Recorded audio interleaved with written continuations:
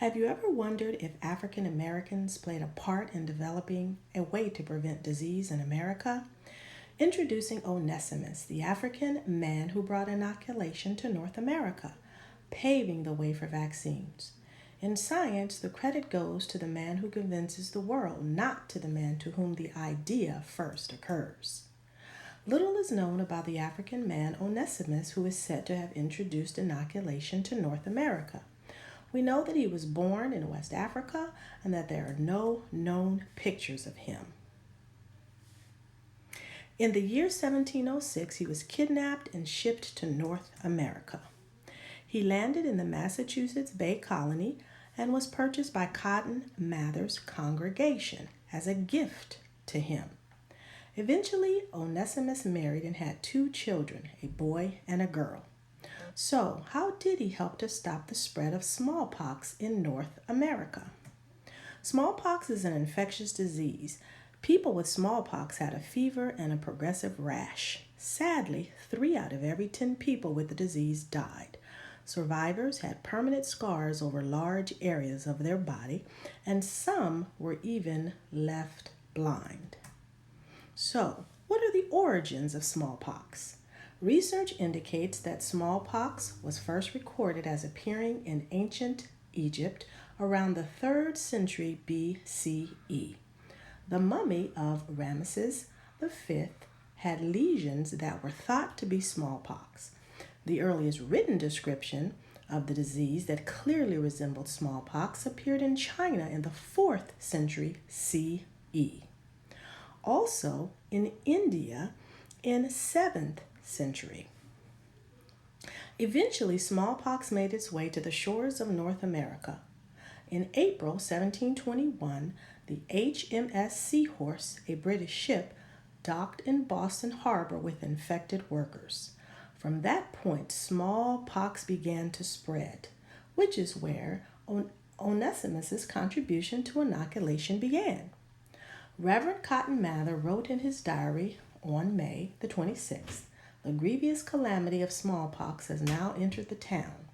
Within the first few days, about 1,000 people left town with the hope of avoiding the disease." He continued to write in his diary, "I had a servant of my own an account of its being practiced in Africa, inquiring of my Negro man Onesimus, who is a pretty intelligent fellow, where he had ever had the smallpox, and he answered both yes and no.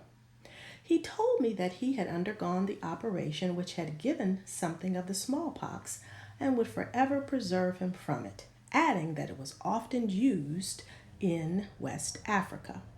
In basic English, Onesimus explained that his people would take some of the scabs and pus from smallpox lesions of an infected person and add the material to a person without the disease by pricking their skin. In many instances, they would become immune. After hearing this from Onesimus, what happened next was a chain reaction. Mather sent letters to several physicians in Boston. Most of the doctors refused to believe the preventative nature of Onesimus' concept. However, in 1721, one doctor responded positively to Mather. After meeting Mather, Dr. Boylston proceeded to inoculate people around him, including his own son Thomas and also Mather's son Samuel. Dr. Boylston proceeded to inoculate a total of 287 Bostonians. Of these, 6 died. The inoculation began in North America in Boston.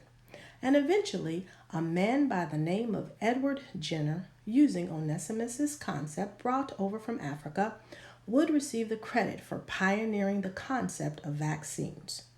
Nonetheless, Onesimus changed the course of history but did not receive any of the glory. However, in 2016, a Boston Magazine survey, Onesimus was declared number 52 on a list of the best Bostonians of all time. Also, a historian by the name of Ted Winmer stated Onesimus reversed many of the colonists' traditional racial assumptions. He had more knowledge medically than most Europeans in Boston at that time.